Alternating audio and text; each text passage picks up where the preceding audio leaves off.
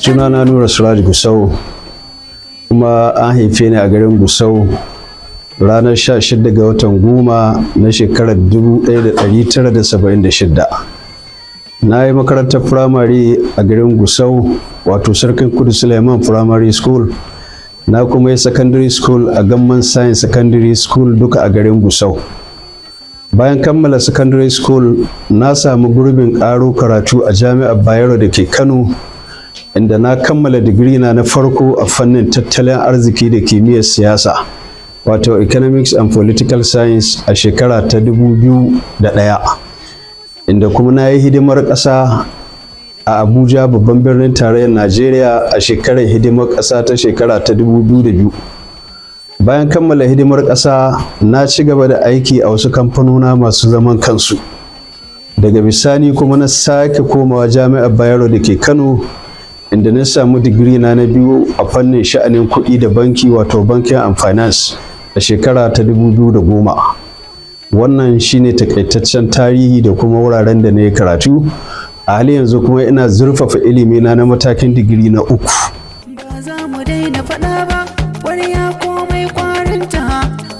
Kamar yadda da gaya ba, na yi ayyuka daban-daban a kamfanona masu zaman kansu da kuma ɓangaren gwamnati. Na samu nasarori da dama a fagen rayuwa, wanda wannan nasarori da muka samu ita ce ta bamu wannan dama da kuma karɓuwar da muke samu ga al'ummar ƙaramar hukumar mulkin Gusau. Banci waɗannan kamfanona da ne aiki, duka gwamnatotan da aka yi a jihar Zamfara tun daga shekarar 1999, lokacin da Najeriya ta mai da mulki a hannun farar hula, da mu aka yi gwagwarmaya wajen ganin cewa gwamnatin farar hula ta farko ta Alhaji Ahmad Sani Riman Bakura ta samu nasara a jihar Zamfara. Wannan gwamnati an yi ta da mu tsawon shekara 8, mun ba da gudunmuwa ta ɓangarora daban-daban. Haka kuma bayan wucewar shi, mun yi fafutukar ganin cewa Alhaji Mahmud Aliyu Shinkafi ya gadi mai gidansa Gwamna Ahmad Sani Yarima domin ya ci gaba da ayyukan alkhairin da ya yi a jihar Zamfara. Alhamdulillah, a tsawon mulkin Mahmudu shekara 4, kowa ya san gudunmuwar da cibiyarmu ta bayar ta An-Nur Foundation, kuma an yi kwamitota da dama a jihar Zamfara waɗanda na jagoranci waɗannan kwamitota domin ci gaba da kuma inganta rayuwar al'umma. So a fagen siyasa za mu iya cewa alhamdulillahi mun samu nasarori da dama wajen gina al'umma da kuma taimaka musu.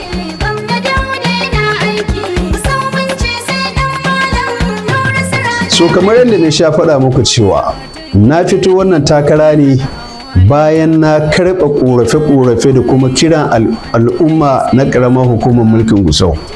Fiye da wata 5 zuwa 6 muke wannan fafutuka, domin ban taɓa tunanin cewa zan samu kaina a irin wannan yanayi ba. Amma saboda matsin lamba da kiraye-kira na al'umma, babu yanda zan, ya zama wajibi in karɓa buƙatar da al'umma suke da ita a kaina. Bisa wannan ni karɓa wannan kira na fitowa neman shugabancin ƙaramar hukumar mulkin Gusau.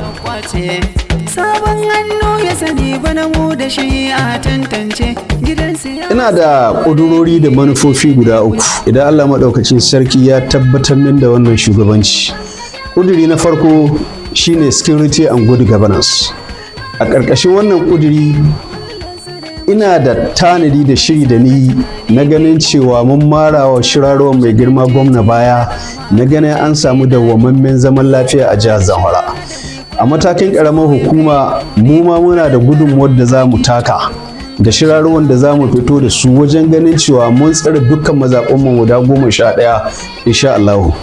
A ƙarƙashin wannan ƙuduri kuma mun yi alƙawarin cewa za mu gudanar da mulki na adalci da gaskiya da kuma riƙon amana tsakaninmu da waɗanda muke shugabanta. Ƙuduri na biyu shine wanda ya shafi education, health and agriculture. A ƙarƙashin wannan ƙuduri za mu inganta ilimin 'ya'yanmu na primary school. Za mu tabbatar da cewa 'ya'yanmu da ke yawo a unguwanni ba su zuwa makarantar firamare saboda wasu dalilai. Za mu tabbatar da cewa waɗannan yara an maishe su makaranta kuma an kula da iliminsu insha Allah.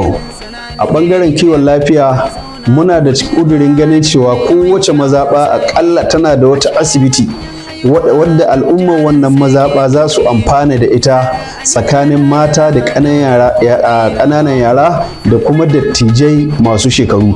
Kuma insha Allah za mu tanadi magani a waɗannan asibitota na mazaɓu da za a bayar kyauta in Allah ya ba mu nasara.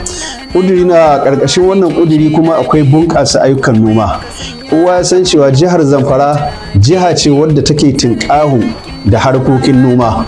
Don haka idan muka samar da tsaro aka samu zaman lafiya zai ba mu damar da za mu koma gona mu yi noma mu yi yaƙi da yunwa da kuma talauci.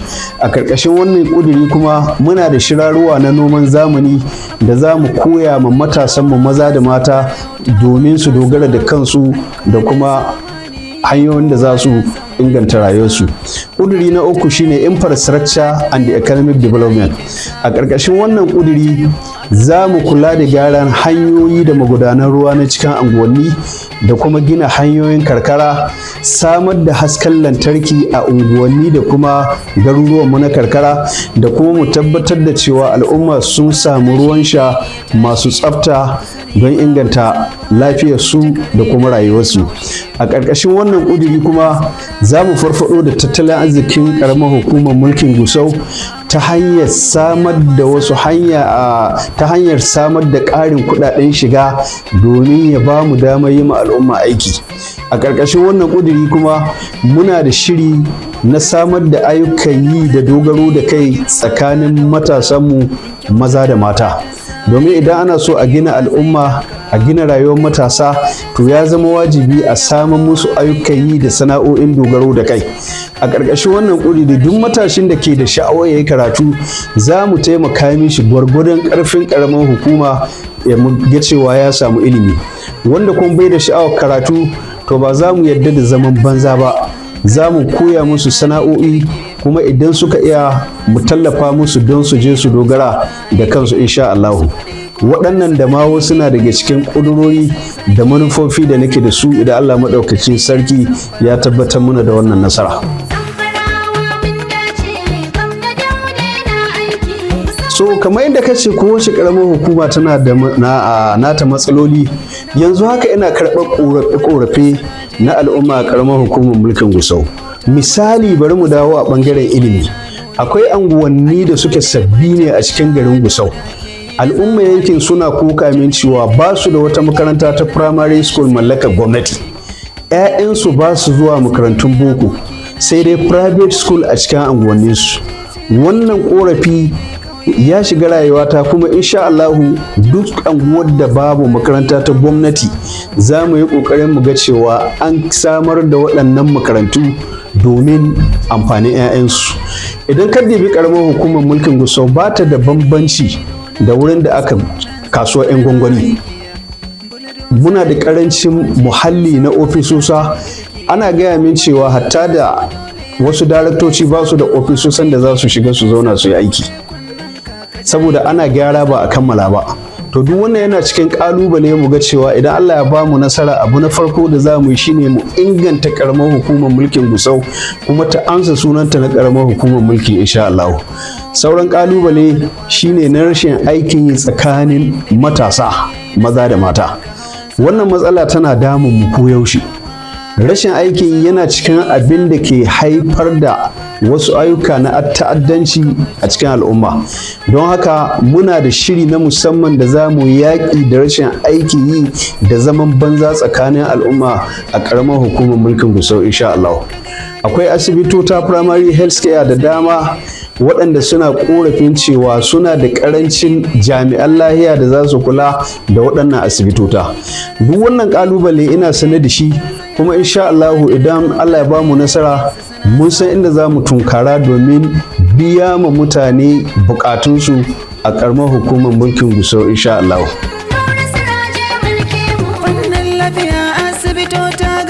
To ai kamar yadda ka sani masaƙa kamfani ne mai muhimmanci wanda jama'a da dama sun amfana da aiki a cikin masaƙa.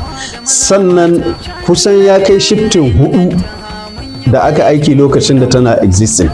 Idan Allah ya ba mu nasara za mu yi liyazin da gwamnatin jiha already na san mai girma gwamna wannan kuduri na tada masaka yana cikin kudururan da suka a ran shi insha Allah, kuma na tabbata aiki ne wanda gwamnatin jiha tana nan tana iya kokarinta wajen ganin an samar da hanyoyin da za a samar ma matasa ayyukan yi da sana'o'in dogaro da kai. Yau idan ka kula mai girma gwamna ya ziyarci skill acquisition center ta Gusau, ya kuma ba da umarnin gaggawa na a gyara ta ko'ina, a sau injinona da za a koya ma matasa sana'o'in da za su dogara da kansu, kuma ya alƙawarin cewa idan aka koya matasa sana'a kuma gwamnati za ta tallafa musu domin su je su dogara da kansu. Yau wannan program ya kankama insha Allah. So sakona ga al'ummar karamar hukumar mulkin Gusau shine mu ci gaba da yi mai girma gwamna addu'a da kuma fata alkhairi, domin mu jama'a karamar hukumar mulkin Gusau babu wani abu tsakaninmu da gwamna face godiya da alasan barka. Idan ka bibi zuwan shi ya canza fasalin garin Gusau domin ya amsa sunan shi na babban birnin jihar Zamfara. Kafin zuwan mai girma gwamna bamu da titi guda wanda za ka yi alfahari da shi a matsayin Gusau na babban birnin jiha. Yau ga ayyuka na ana shimfiɗa muna na hanyoyi da magudanan ruwa ko'ina. Kowadda bi Gusau ya san garin Gusau ya canza, ya amsa sunan shi na babban birnin jiha. Ayyuka dare da rana ana gudanar da shi.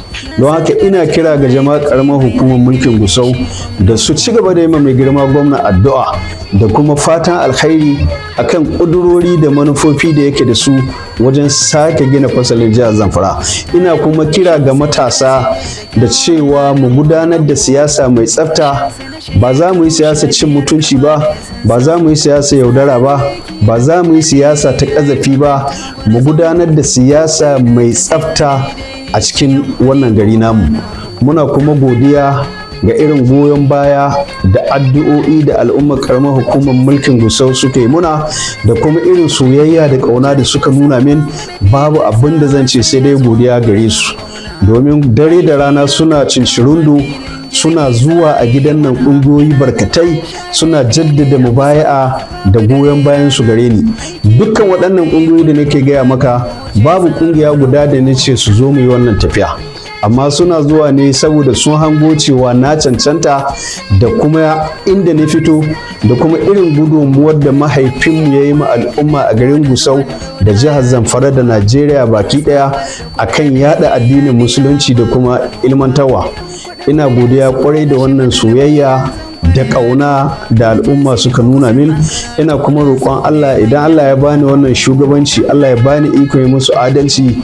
Kuma ina roƙon addu'a ga al'umma cewa a ci gaba da yin addu'a akan idan Allah ya bani wannan shugabanci kada Allah ya bani da dubara ta. Ina godiya kwarai da gaske. Allah ya saka ma kowa da alkhairi. Assalamu alaikum wa rahmatullahi ta'ala wa barakatuh. Matsala ita ko an gyara, kowane fanni an duba don gyara ga jiha tamu. Zamfarawa mun dace, gwamna Dauda yana aiki, musamman ce sai dan malam Nura Siraje mulke mu. Shirin inganta al'umma ga miji na Gusau bai fasa ba, rayuwar al'ummarsa ya yi shiri safiya duba, musamman ga matasa maza